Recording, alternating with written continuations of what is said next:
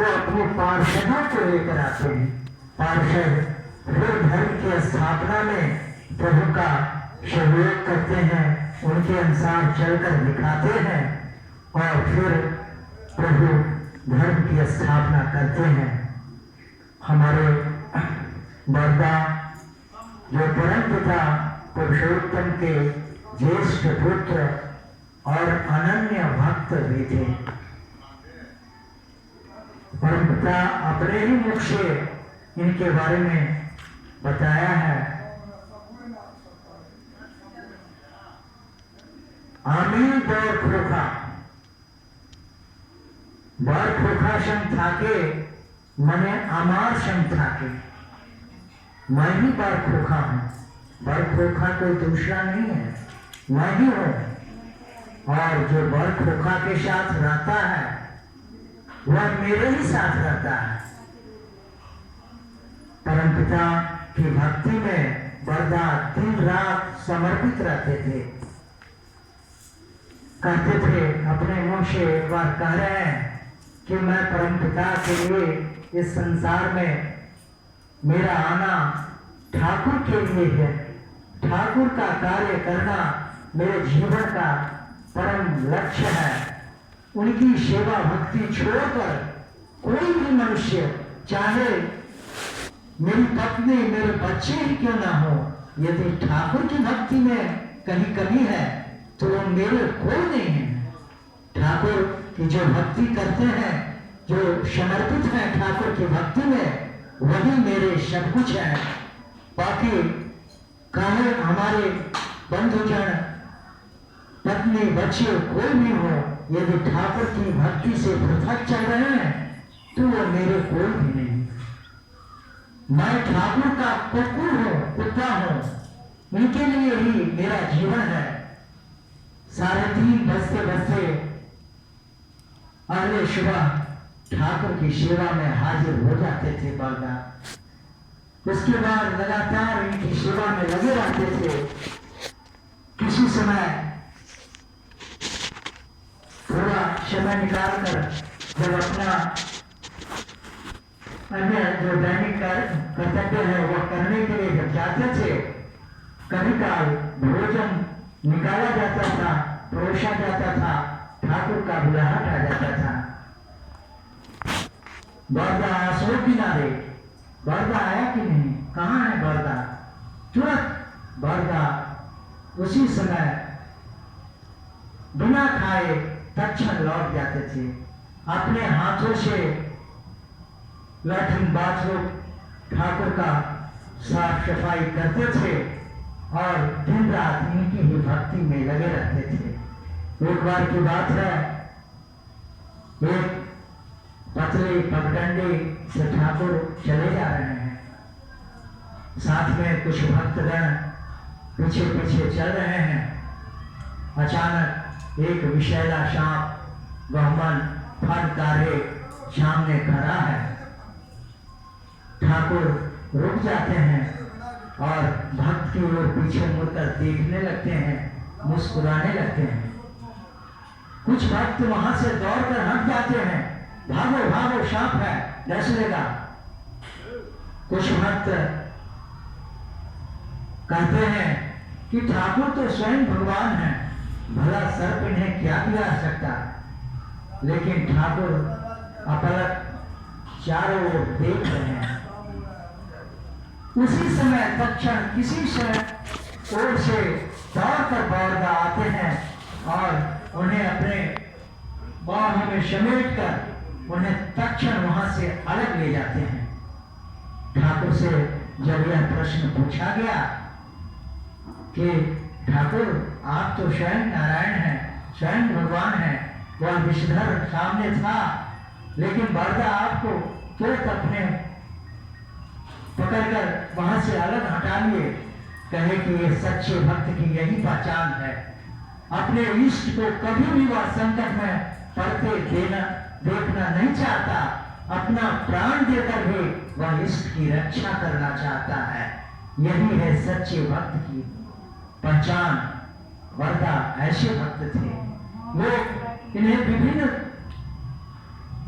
तरह से कहते थे, कोई इन्हें शंकर का अवतार बताते थे। एक बार सपेरा चला जा रहा है, रास्ते में आवाज लगाता है, सांप दिखाने वाला विभिन्न तरह के सांपों को पकड़े हुए टोकरी में लिए जा रहा है। अचानक ठाकुर कहते हैं, ये वार्ता कहते हैं कि वह कौन आवाज लगा रहा है, कोई सपेरा है क्या? सभी भक्त कहते हैं कि हाँ वार्ता। तो बुलाओ, तो उसे बुलाया गया सांप को दिखाने के लिए। वह सांप दिखाने लगा। वरदा बैठे हैं, कुछ भक्त जन भी वहीं बैठे हैं। अंतिम टोकरी का सांप वह नहीं दिखाता है। वरदा पूछते हैं, इसमें क्या है? कहे कि यह बाबू मैं नहीं दिखाऊंगा, या अभी ही बहुत विषैला गौमन सांप मैं पकड़ा हूँ, इसके विष के दंत भी अभी नहीं हटाए गए। यह तो मेरे लिए भी घातक है, किस समय यह किसके प्राण को संकट में डाल दे, इसलिए मैं इसे ले जा रहा हूँ। जब इसे दंतहीन विषहीन बनाऊंगा तो फिर यह दिखाऊंगा। वरदा कहते हैं कि नहीं दिखाओ, कोई बात नहीं, दिखाओ ना। कहते हैं, वह सपेरा कहता है कि यह इससे जो खतरा उत्पन्न होगा तो बाबू आप ये इसको जानेंगे, या किसी को मिटा सकता है, मुझे भी नहीं छोड़ेगा। सभी भक्तगण वहां से हट गए, दूर हट गए। सपेरा भी दूर से ही एक डंडा से उसे उठा रहा है, उसके ऊपर के भाग को। सांप निकलते ही फनकार कर दौड़ा इधर उधर। सभी लोग प्राण बचाने के लिए अपना इधर उधर हट गए थे। वरदा वहीं पर कुर्सी पर बैठे हैं।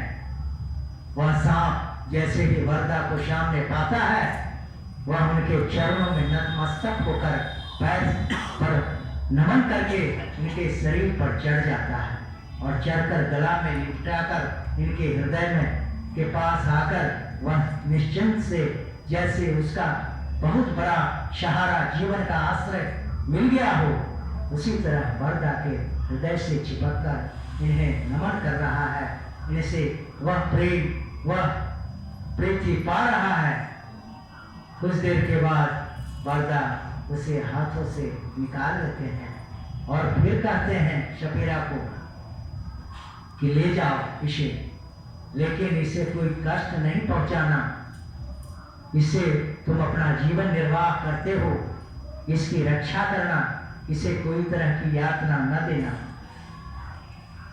वह सपेरा कह बैठता है कि आप कोई साधारण मनुष्य नहीं हैं, आप तो भगवान भोलेनाथ शंकर हैं।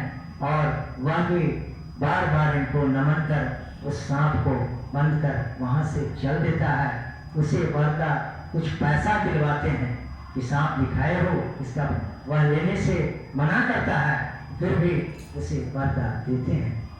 ऐसे परम भक्त, भक्ति के चरम शिखर को छूने वाले हमारे वरदा, हम लोगों को उनका आशीष मिला। ठाकुर के महाप्रयाण के बाद वरदा आश्रम की सारी व्यवस्था को ठाकुर की ही भांति सब देख रेख करने लगे। उनके आशीष वचन से, उनके आशीष से सत्संग फिर उसी तरह से फलते फूलते आगे की यात्रा करने लगा। समय की कमी है, समय पूर्ण होने को है, इसलिए मैं इनकी बातों को और जो शेष है अभी नहीं बतला सकूंगा। मैं इतनी ही बातें कहकर अपनी वाणी को है 5 मिनट समय।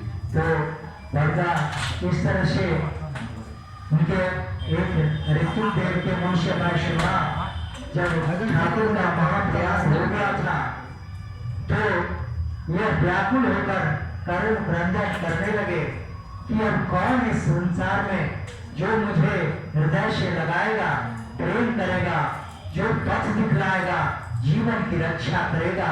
मेरे परम आश्रय ठाकुर अब कहाँ चले गए, हम लोग कैसे रहेंगे। फिर वह हिम्मत करके आश्रम की ओर पहुंचते हैं। वरदा कुछ दूर से चले आ रहे हैं, वह बहुत दुखी है। ठाकुर के महाप्रयाण से जैसे ही बरदा पर दृष्टि पड़ती है इनकी, ये पूर्णतः ठाकुर का ही आना समझ बैठते हैं। ठाकुर को जैसे देखते थे वैसे ही ये तो मेरे ठाकुर आ रहे हैं, ये तो दूसरे कोई नहीं है, ये तो ठाकुर है। तो बड़ा विस्मय होकर के उनकी ओर देखते जा रहे हैं।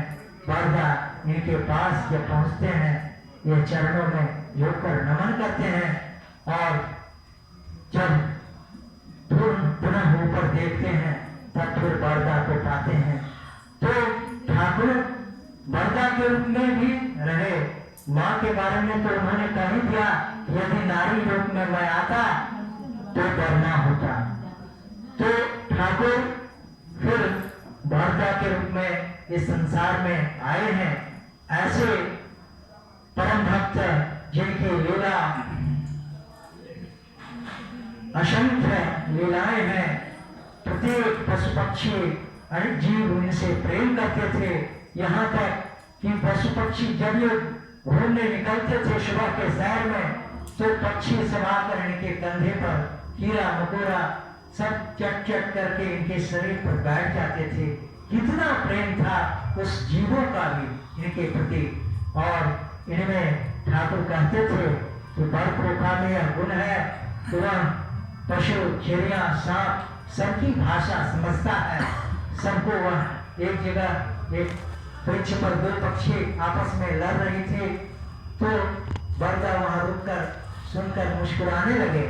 उसकी भाषा को बरदा समझ रहे थे, इसलिए वह सब कुछ के जानकार ठाकुर के ही रूप में इस धरती पर आए। इस परम भक्त को कोटि कोटि नमन।